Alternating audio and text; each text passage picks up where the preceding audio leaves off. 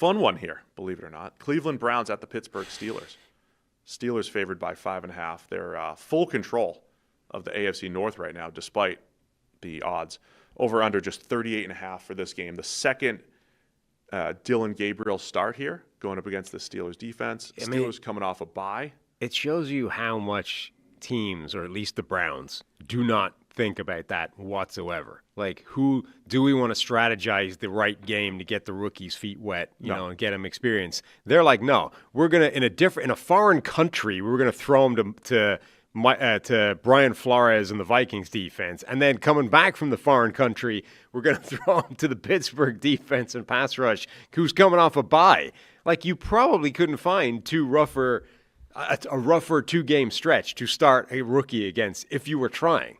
There's also something, I know this changed a couple of years ago. Teams would never play a game after the London game or after the across the pond game.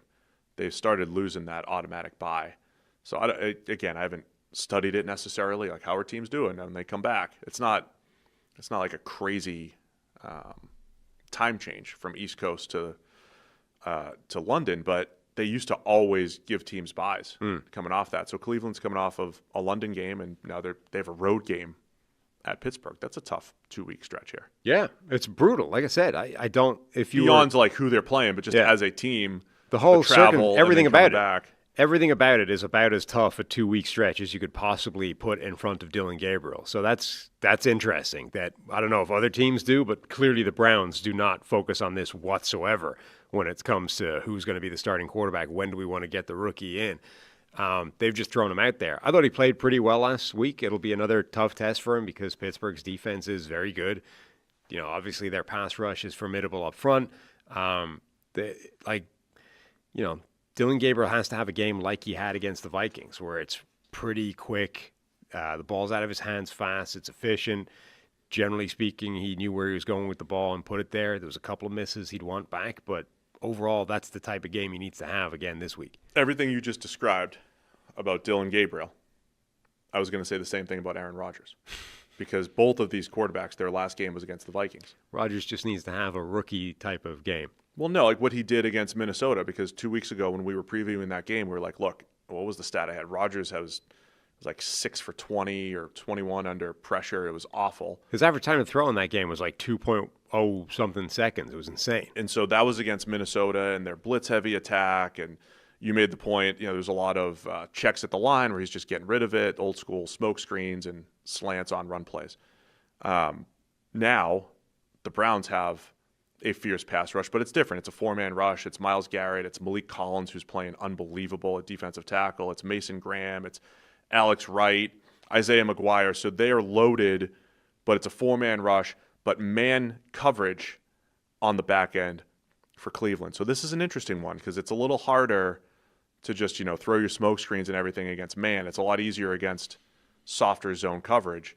And I think the Steelers, since early in the year, they've been trying to protect that offensive line. They're really trying to protect them. So Rodgers, what is this here? This stat I got here.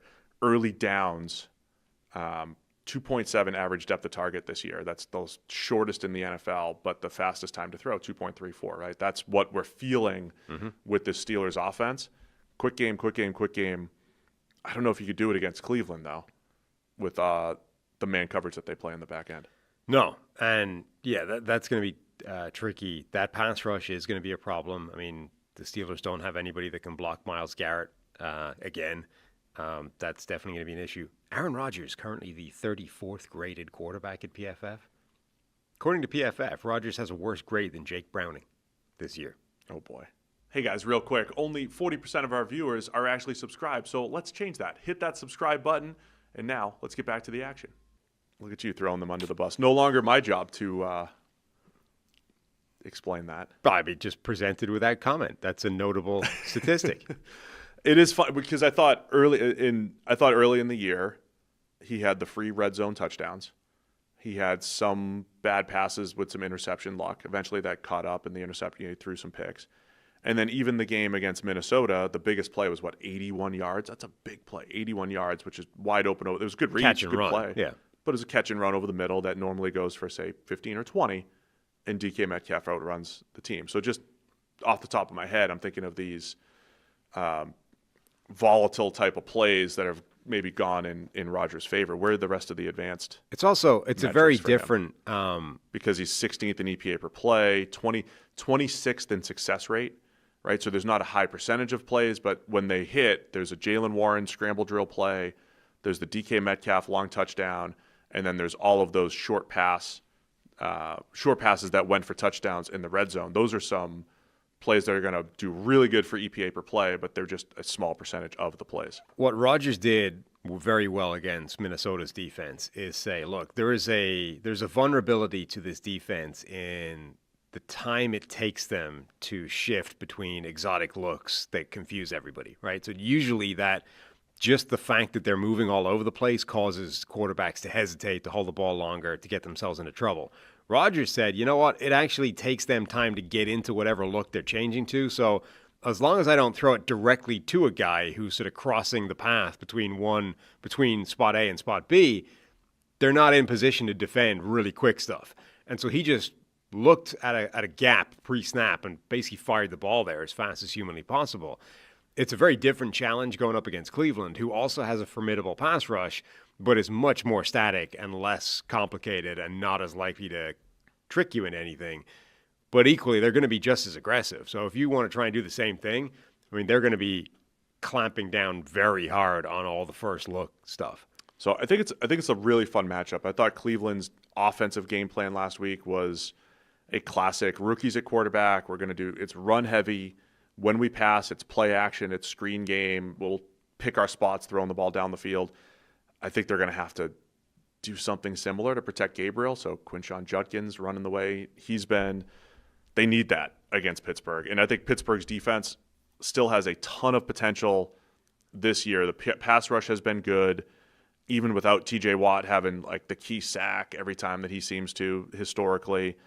And I think they'll have fewer coverage busts on the back end going forward, but that's still been an issue for Pittsburgh. I mean, that's what I'll be keeping an eye on in this one. Can Cleveland keep it close and then at least hit a couple of those downfield passes, because they were very conservative with Gabriel last week? Yeah. I think both defensive fronts are going to have some significant joy in the game. Cleveland's offensive line did a reasonable job last week of mitigating what I thought was a pretty big mismatch for them. They didn't actually give up that much. Jack Conklin back and losing my guy Cornelius Lucas was a net win. Was a net win compared to what they'd been. Yes, yeah, it was. All right, man. Let's make a pick. Pittsburgh by 5.5. I mentioned a couple hours ago.